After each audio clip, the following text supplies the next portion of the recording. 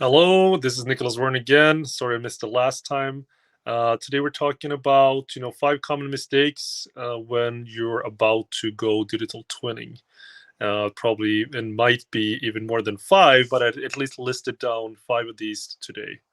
And for the ones that you're joining for the first time, my name is Nicholas Wern. I work with strategy and innovation, and right now focusing a lot on impact realization with reality gamification. What that means is that I just try to help companies and people solve problems much, much faster in a collaborative way using modern tools in the right order on a global scale. Just something like that. And now it's 4 p.m. So we're going to see if we have some guests. And so we're going to try to also look in the comment section. So feel free or please ask any questions and anything about digital twin or anything about innovation or solving problems faster than we usually do it before. So let's just get started. And the first, I think, most common mistake, or maybe mistake is not the right word, but most common way of trying to think about digital twins is that it's one digital twin, one omnipotent, all-knowing, all-encompassing digital twin that has to be the standards of standards, and maybe even creating a new standard to deal with all the other standards that got invented the first time because someone said there are no standards to begin with that fits the use case. So let's create another one. Thinking that is one digital twin it might be the case if you're looking at a PLM, like a product lifecycle management, or just a product. But but that's not the case either, because that product consists of a lot of different things, most likely, with parts that come from different vendors. And once digital twinning has become more of the norm, the individual products and the parts that is the composite of an engine, let's say. The engine consists of a lot of different moving parts. It depends if it's a traditional engine or if it's a EV engine, obviously. But anyway, so from a supply chain perspective, all the different parts come from different places, and they themselves might be digital twins on their own. So thinking about the one digital twin, common, I would say, mistake, and it's more, think about it more as in, what are you trying to solve in the real world? What are the parts that go into this product, and how to make that interoperable? And I think that's really, really important to think about it that way, because it's several hundreds or maybe thousands of digital twins that need to be interoperable and need to work together. So again, digital twins are for people, for systems, as well as for advanced analytics such as AI and machine learning. And if you can't transfer knowledge from system to system, and from one system, to use AI, or from one system for people to understand what that means, then in my opinion, it's not really digital twinning. And again, it consists of blockchain. It could consist of blockchain, AR, VR, open source, proprietary, ontologies, standards, machine learning. All these kind of things could be at the very core of a or multiple digital twins working together. Not just dashboards. So this, again, we're still on the first topic, thinking that it's one digital twin. And when we have the ability right now to visualize reality, works with physics-based modeling, we should take that opportunity. And sometimes, yes, we should definitely use Power BI, or like business dashboards to visualize some of the things that we look at. But when we have reality as a lens to look at, why aren't we using it? That's a good question. Number 2 in common mistakes is that it's a technology play. It's not. And it's a platform plan. It's not. Right? You don't have to select the best platform or the technology. It's more again, bringing different pieces together, visualizing that in a way that mirrors the real world that you're working on. That can be done in several different ways. And the more important aspects are not related to technology, but actually, where in the world are you looking at? Who are involved, which programs or systems are involved in the data that you need to get into feed to this real-time version that you want to run simulations. Because again, the why aspect, maybe I'm borderline into the next one, is that why digital twins is that you're allowed to copy reality so that you can make mistakes in a virtual environment to run simulations that you otherwise wouldn't have been able to do in the real world unless you want to make those mistakes for real.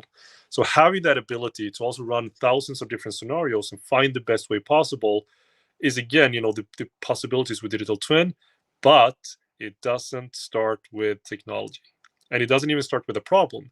It starts with looking at the world, defining the as is, and then you might put the right people together, or just any people together, and say, like, okay, how can we reduce the time, increase the value, who needs to be involved, and just by looking at the world as it is and explaining that without any technology, really, that is definitely a really good place to start.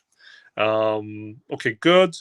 Number three, I've seen these things. No, we're not going to do it. Well, doesn't it improve like 10% to what you do right now? Yeah, but we want to eliminate this, or we want to go to 100%. There's a lot of companies that lets perfect get in the way of good. That's not fantastic, and they want to have AI, ML, VR, AR. Creating a lightweight digital twin, or even a prototype digital twin that doesn't really exist in the real world yet, fed with real-time data, is a really, really, really good start. So get started, get going, and show value within the first couple of weeks. That's how long it would take to create value from digital twinning. Not months, not years, and not decades. That some companies have tried to create these omnipotent digital twins that in the end they can't really scale. They're not interoperable. So yeah, it's 100 or nothing. Otherwise, we're not going to do it.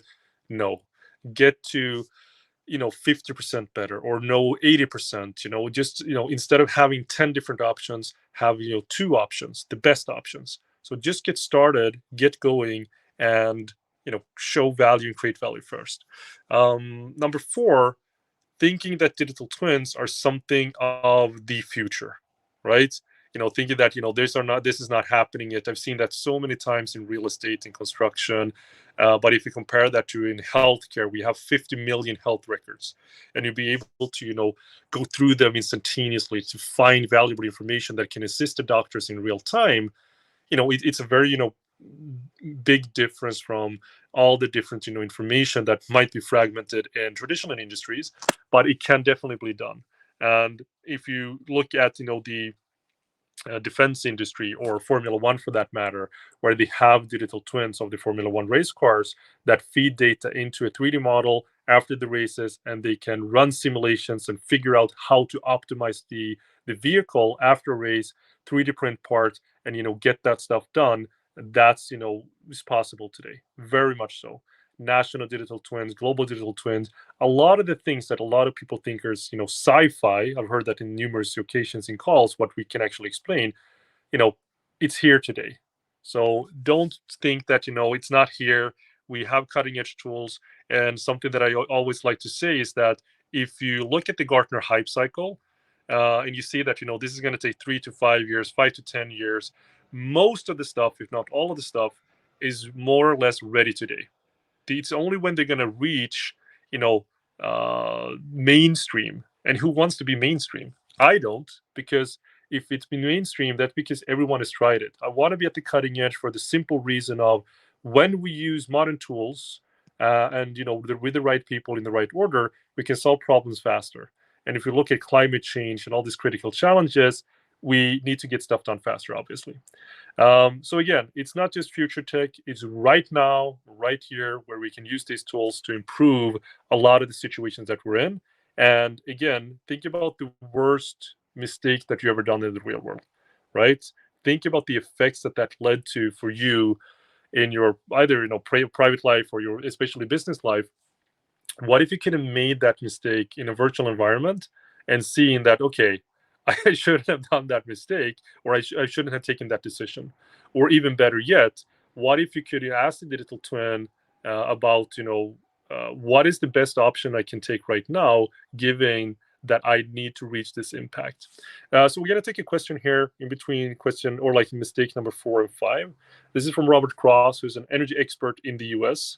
If you can demonstrate the vision, you can sell the bridge. A digital twin can help people realize real-world opportunities in a myriad wins, or in a myriad ways, possibly.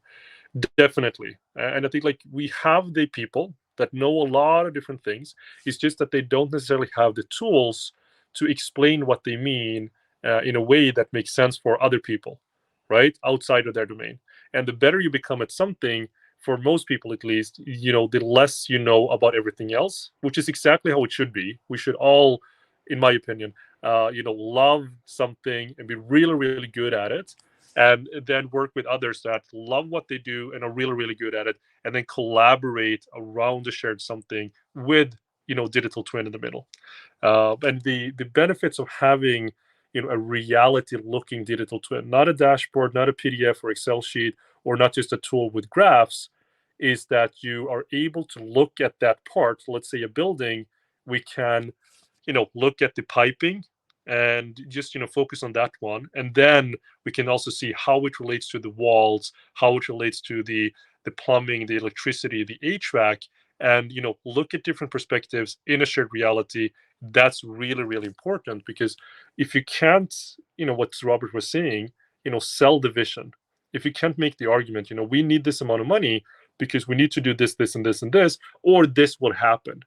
A lot of times is that a lot of people actually know what will happen, but they can't demonstrate it. They can't get someone else to understand what they mean. So digital twins are an amazing tool, if done right, to get people aligned around that shared reality. And again, in a real world situation, that is the key.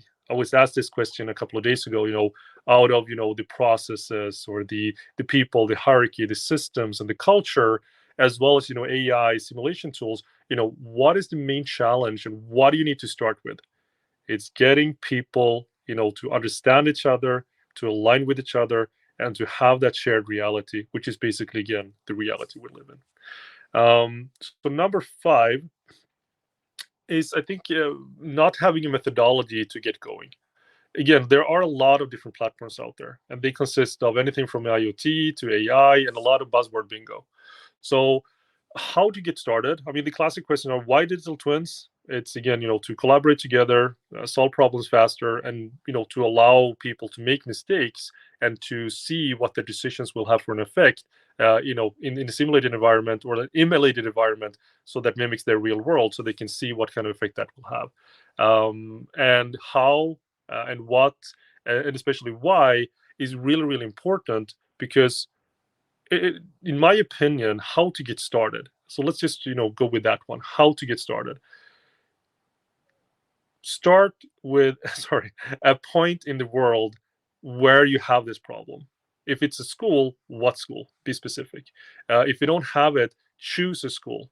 You have to show something and talk around something, and, visualize that in between people. It's really, really, really hard for most people to actually, figure stuff out when you're talking about abstract data, the way that I'm doing right now.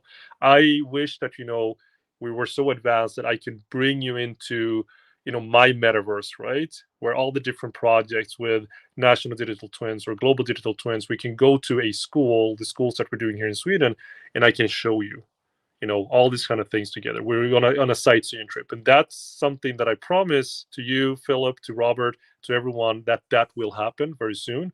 But right now, just choose something, be very, very specific about it, and pinpoint where it is. Then, you just have to describe the assets. So I think there's also a lot of fear from people that they need to be digital twin experts or IoT experts or AI experts or whatever experts. That is not the case. The only thing that experts don't know, is what you or anyone, what kind of, the as is situation. It doesn't even have to be problems. If people can just stay in their comfort zone, not go out of their comfort zone, because a lot of people don't like that, just stay in their comfort zone and describe what kind of steps that they take, what pains them, what they want to do more of, what they don't want to do. Then, experts, in other areas can look at that, attack it from their viewpoint, and again use the digital twin to combine these things to see, okay, what about this solution? Would this work? Yes or no? And again, like, the benefits of having this collaborative shared reality is that usually otherwise when you do this, you go to one consultant, they say like, oh, let's try this out, it's a separate part of the same reality, and they make a change. But the other one here, which, works in the same area, they also working on something, and they also get, a suggestion to improve their part of reality. But then when they merge this together, the one part over here, they didn't know that someone else was working on the same stuff. So when they change something, their starting point over here changed, dramatically. So what they thought they were going to do maybe didn't work, or the effects were different. So again, when we're working in this shared reality and with real-time data, we can work together and again do all these kind of things in a way where we can simulate the future to transcend the now. We got one more question, and then I'm running out of steam here. But those are the five, different mistakes that I think is, people, companies are coming across today. One, think it is one digital twin. It's not. It's hundreds, if not thousands, which means that everything has to be interoperable. It's not a technology play or platform play. It's again, describe the SS situation. What are the problems? What does it lead to? And even possibly, what do you want? What is the need? What is the impact that you're after? And start with the impact. Not 100% or nothing. Just get started, get going, iterate, not even fail fast, but succeed fast and create value fast. This is not a future technology. This is right here, right now. And we have really, really powerful tools with physics based simulation modeling that is being used across multiple industries. It is just identifying the right tools, put them in the right order, solve problems faster, and again, be specific and have a methodology. If you don't have one, we've created one at Winio that shows clearly how you can use digital twins, how to get started, how to get going, and how to create value across an entire life cycle. So just reach out to me, put a comment in here, and I'll get it across to you. So Philip has a question. I'm interested in potential digitizer system built environment. Yeah, so basically life cycle digital twinning. So that's exactly what we're doing right now with the new company. Well, the company is new for me, with 20 years experience, multiple patents, combined with real-time and augmented reality capabilities. So just to give an example, I think I gave it the last time, but I give it again and again and again and again if I have to. And just imagine now in Ukraine, for instance, they're suffering badly. So we have been in discussions with some NGOs. How can we help? What can we do? They have a lot of people that needs either temporary housing or new houses because, of course, everything or a lot of the cities have been bombed to. They're not in great shape, to put it mildly, right? And it's really, really horrible. I don't really want to think about it, talk about it too much. But what's happening is that how can we, improve that reality? How can we collaborate? How can we help out and assist as much as possible from other aspects of the world? So again, being an advisor for a 3D printing company called Black Buffalo, we're in these discussions. How to scale up? How do we 3D print something, and even make it smart from start? So they have an offering where they combine IoT as well as 3D printing, which is basically the core subset of that is BIM models, 3D models, and if you combine 3D models with IoT, you basically get digital twinning. So let's just take again Ukraine as an example. Let's just scan in a part of the world, or use satellite data to build up an environment where we can coordinate things with the people on the ground and say, okay, here's where people are moving. So we get maybe real satellite data of the last 6 months or like the last 3 months or 1 month, how people are moving, what are the patterns, where are maybe possibly the safe zones, where can we build stuff, infrastructure really, really fast. So we take again the satellite imagery, build up a 3D virtual model of that part of the world. And then we can take the 3D models of the 3D printing company or modular housing, whatever that might be, and we just place it there in that reality. So if you're standing there, boots on the ground, and you just have a smartphone or even HoloLens or smart glasses, you can basically see that being, getting down from the sky, being positioned where it's supposed to be. And then they can say, okay, here is where we want it to be. Or you can have like multiple dozens or infinite amount of houses placed in that reality, see what it looks like before it's getting built. And then, okay, where the 3D printer, where it's going to look like, how big is it, how much space does it need, what kind of material does it need. So we do everything virtually first. We build it, we ship it, and then because it has IoT data within it, it automates, updates in real time. So you get a life cycle perspective.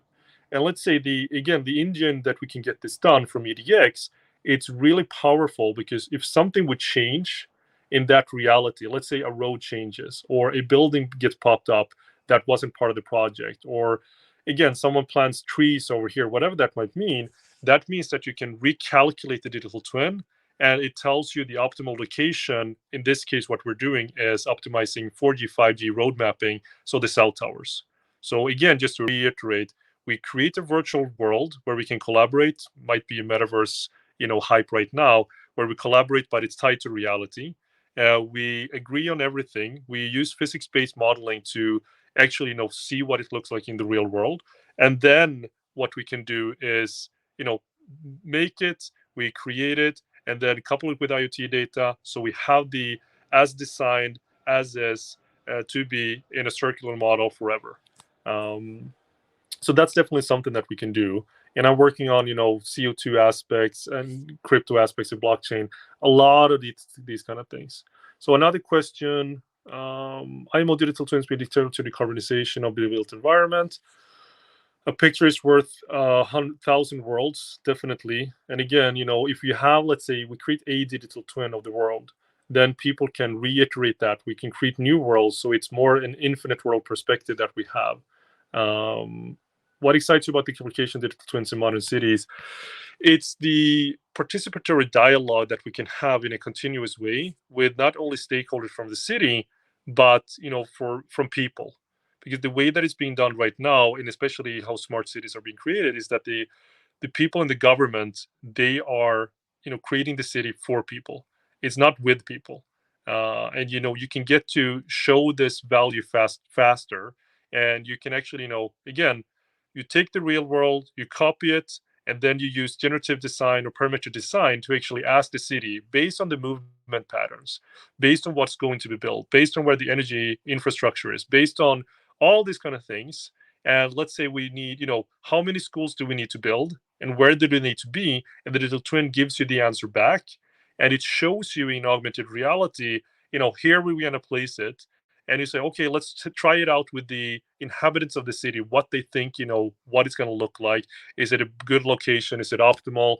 How do they want to design it? So you can actually do everything virtually first and agree on this, and then build it. So again, that's definitely how I see it. So I was actually in a really cool discussion yesterday with a urban planner where we talked about the very same things. Is there a way to catch recording? Yes, definitely. We can also send it out. That's not a problem. And then, any thoughts for digital twin for the Earth for environmental action? Absolutely. We have, EDX has a digital twin, a global digital twin, where we have a marketplace for different solutions, a secure backend where we can create content. And just to give you an example, we were at the Maxar event, Engage event in Portugal a couple of weeks ago. So that was extremely exciting, and we could see all these different use cases, right? Let's say after a storm, how do you prioritize disaster aid efforts, so that you can get to the ones that need most of the help, or the houses that have been obliterated the most, or how do you get to where you need to be as fast as possible? So having satellite data, working with machine learning and AI, you can basically color code, okay, this is where we need to be, these are the houses that have been crushed, all these kind of things. And in terms of environmental action, it's the same. If you look at Kazakhstan, I think, and I hope I'm not mistaken, I hope someone can correct me if I'm wrong, they have 7 big rivers going into Kazakhstan, right? And I think all of them, or I think it's 6 out of 7, originate outside of Kazakhstan. So that, from an environmental perspective, being really, really dependent on agriculture is a huge risk, obviously.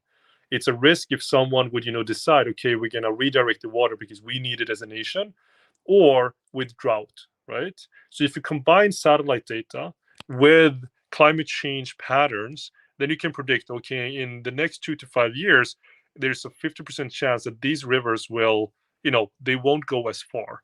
And if you are a nation, concerned about GDP, and of course, people working, and being happy about it, then that will become a main problem if the 50% of the what the country is doing in terms of the gross domestic product will be evaporated. So that will leave them either do resiliency measures in place. Is there something that we can do, or just accept the fact that in 5 to 10 years, the rivers that we have right now, they won't be here. How do you change that with public policy from a 5 to 10 year perspective to deal with climate change? And that's a matter of the fact that we just attended a webinar before when we were asked that question. How can emerging markets, emerging nations that haven't really stepped into the third or the fourth industrial revolution yet, how can they make the most of it, right? And will they be impacted from all these changes that they weren't a part of? They're just, suffering from all the different changes or all the different things that the Western world or the industrialized world, let's say, has created over the last 100 to 200 years. So they're suffering for it. So again, if you have a global digital twin, you feed it with definitely satellite data as a starting point. You create virtual worlds around the very places that you want to, target. You ingest relevant data from GIS data, geographic information, and spatial data from geographic information systems, coupled with whatever data is relevant for that part of the world, and you run these simulations. And it's not that you can, run them and export it into an Excel sheet that no one can understand, but you can actually show people.